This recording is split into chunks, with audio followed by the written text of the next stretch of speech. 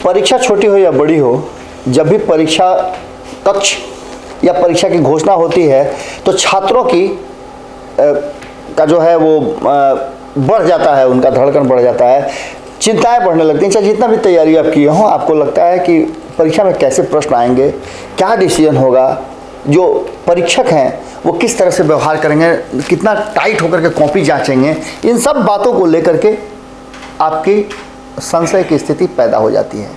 बिल्कुल लोकतंत्र में भी इसी तरह का होता है। जब चुनाव की घड़ी आती है और आपके जनप्रतिनिधि आपके सामने जब परीक्षा देने के लिए, यानी कि अपनी उपलब्धियां, अपने किए गए कार्य या फिर दूसरे के कार्यों की नुक्ताचीनी करने आपके पास पहुंचते हैं, तो आपके पास ऑप्शन होता है कि आप उन्हें कितने अंक देंगे और किस तरह से पास या फेल करेंगे।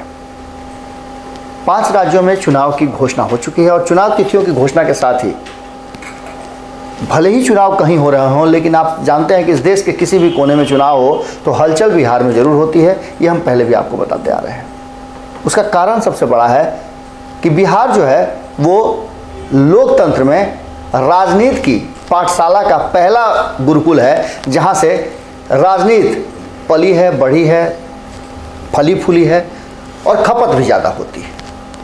अब बंगाल चुनाव से लेकर के अन्य राज्यों में जो चुनाव की घोषणाएं हुई हैं, आपने देखा होगा चुनाव की घोषणा के साथ ही बिहार के नेता जो हैं वो दौरा पर निकल चुके हैं। भले ही उस राज्य के लोग कुछ भी कहें, लेकिन बिहार में उसकी चर्चा जमकर शुरू हो गई है और चुनाव की तारीखों का जो ऐलान हुआ है उसको लेकर के भी अब आमने सामने भिड़ गए हैं। जिन्हें चुनाव लड़ना है, जिनको हारने और जीतने पर वहाँ सरकार बननी है, जो सरकार में हैं या जो सरकार में जाना चाहते हैं, उनसे ज़्यादा बिहार के 2 राजनीतिक दल आमने सामने भिड़ गए हैं और इस भिड़ंत को देख करके ऐसा लगता है कि ये दोनों अब उन राज्यों में चुनाव के प्रभावित करने वाले हैं। बंगाल की बात कर लीजिए, बिहार का पड़ोसी राज्य है और इसको लेकर के पहले से भी आपने देखा होगा कि किस तरह से बिहार में बंगाल को लेकर के लोगों में और ख़ास करके राजनीतिक दल के नेताओं में बेचैनी और चिंताएं दोनों बढ़ी हुई हैं। ऐसा लगता है कि बिहार से ज़्यादा वो बंगाल में बेहतर प्रदर्शन कर पाएंगे। इसकी तैयारियां बहुत ज़बरदस्त ढंग से चल रही है। एक तरफ जहां ममता बनर्जी की टीएमसी जो सत्ता में है वो अपनी सत्ता बरकरार रखने के लिए हर वो प्रयास कर रही है, वहीं भारतीय जनता पार्टी का कहना है कि इस बार ममता बनर्जी को एन केन प्रकारे न सत्ता से बेदखल कर देंगे। अब उसके सपोर्टर जो हैं वो भी अलग अलग तरह से काम कर रहे हैं। कुछ राजनीतिक दल इस आस में भारतीय जनता पार्टी का पक्ष ले रहे हैं या उनकी बातों को का समर्थन कर रहे हैं। उन्हें ऐसा लगता है कि भारतीय जनता पार्टी के साथ उनकी भी नैया जो है पार हो जाएगी। इन सब बातों को लेकर के अब चुनाव की तारीखों की घोषणा के साथ ही बंगाल में 8 चरण में चुनाव क्यों हो रहे हैं, इस पर बिहार में घमासान छिड़ गया है और जेडीयू आरजेडी आमने सामने है। जहां एक तरफ नीतीश और तेजस्वी खेमा इस मुद्दे को लेकर के पूरा एग्रेसिव हो गया है। चुनाव की तिथियों की घोषणा होते ही भाई वीरेंद्र ने कहा कि कहीं ना कहीं 8 चरणों में चुनाव की तारीखों की घोषणा इस बात का द्योतक है कि कुछ ना कुछ खेल जरूर होना है। बिहार में भी 6 चरणों में चुनाव करा करके निश्चित रूप से जो अंतिम में हुआ वो सही नहीं हुआ। अभी भी संशय की स्थिति बनी हुई है और कुछ ना कुछ घालमेल जरूर है।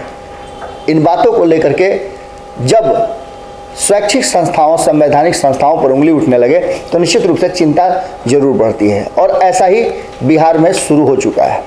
आपको बता दें कि इसके बाद भाई वीरेंद्र के बयान पर पलटवार आया है जदयू की तरफ से। अभी बीजेपी ने इस पर कोई प्रतिक्रिया नहीं दी है, लेकिन श्रवण कुमार जो कि नीतीश कुमार के बहुत करीबी हैं, उन्होंने साफ तौर पे स्पष्ट कहा है कि चुनाव की तारीखों का ऐलान और घोषणा विशेष परिस्थितियों को देखते हुए, वहाँ की स्थिति को देखते हुए और चुनाव में कैसे बेहतर ढंग से कराए जा सकें, उन सारी चीज़ों को मद्देनज़र रखते हुए किया जाता है और यही हुआ होगा। चुनाव आयोग पूरी तरह से निष्पक्ष और बिल्कुल फ्री एंड फेयर चुनाव कराने के लिए अपनी तरफ से जो तैयारियां किया है उस तैयारियों का स्वागत होना चाहिए। आरजेडी तो यूं ही चीज़ों को दूसरे नज़रिए से देखती है, उसे भी अपने चश्मे से धूल साफ करनी होगी और भरोसा करना होगा। अब देखना होगा कि ये जो शुरुआत है चुनाव की तारीखों के ऐलान के बाद से, इसके बाद और कितनी तल्खियां बढ़ती हैं और भारतीय जनता पार्टी के पक्ष में खड़ी जेडीयू के साथ कैसा व्यवहार होता है बंगाल में। क्योंकि भारतीय जनता पार्टी बिहार में तो नीतीश कुमार को कंधे पर उठा करके चलने के लिए मजबूर है, क्या बंगाल में भी अवसर देगी या फिर आरजेडी ममता बनर्जी के साथ जुड़ करके चुनाव लड़ने का जो प्रयास कर रही है उस प्रयास में सफल होगी। ये दोनों ही वहाँ के बड़े धड़े के साथ अपनी भी नैया पार लगाना चाहते हैं और ऐसी स्थिति में इस तरह के बयानों का निश्चित रूप से मायने बहुत होता है। राजनीति में बयानों का अर्थ और निरर्थ दोनों खूब होता है। जुड़े रहें भारत लाइव के साथ, खबरों का सिलसिला लगातार जारी है। नमस्कार। अगर ये वीडियो पसंद आई और वह बिहार के राजनीति और बिहारियत से सरोकार रखेनी तो सब्सक्राइब बटन दबा के चैनल के सब्सक्राइब कर ली।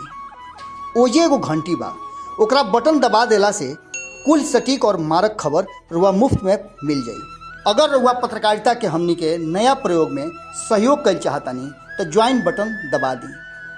पेटीएम नंबर नोट कर ली 9386816700। धन्यवाद।